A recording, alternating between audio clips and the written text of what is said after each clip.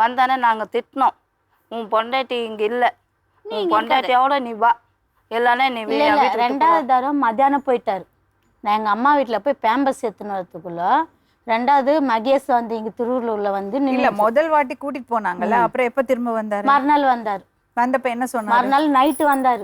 வந்துட்டு என்ன சொன்னாரு? வந்து சொல்லிட்டு அவ வந்து அவ கூட இருக்க சொல்றா, எனக்கு அவ்வளோ வேணும், நீயே வேணும், நான் விட மாட்டேன். போலீஸ் ஸ்டேஷனில் நைட்டு போனாங்கோ, என்னை அடித்தாங்கோ.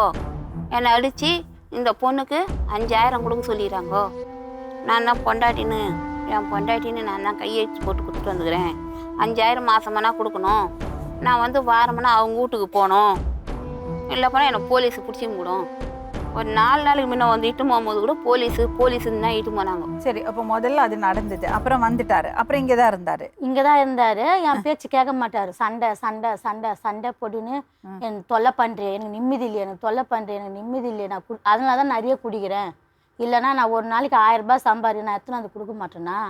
தொல்லை கொடுக்குறது அவோ, நான் தொல்லை கொடுக்குறேன், நான் தொல்லை கொடுக்குறேன்ட்டு அக்கா கிட்டலாம் அம்மா கிட்டலாம் இவ தொல்லை கொடுக்குறா, இவ தொல்லை கொடுக்குறா, தாய்ச்சல் கொடுக்குறா, நான் போய் செத்துருவேன், நான் போய் செத்துருவேன்னு சொல்லின்னு இருந்தார்.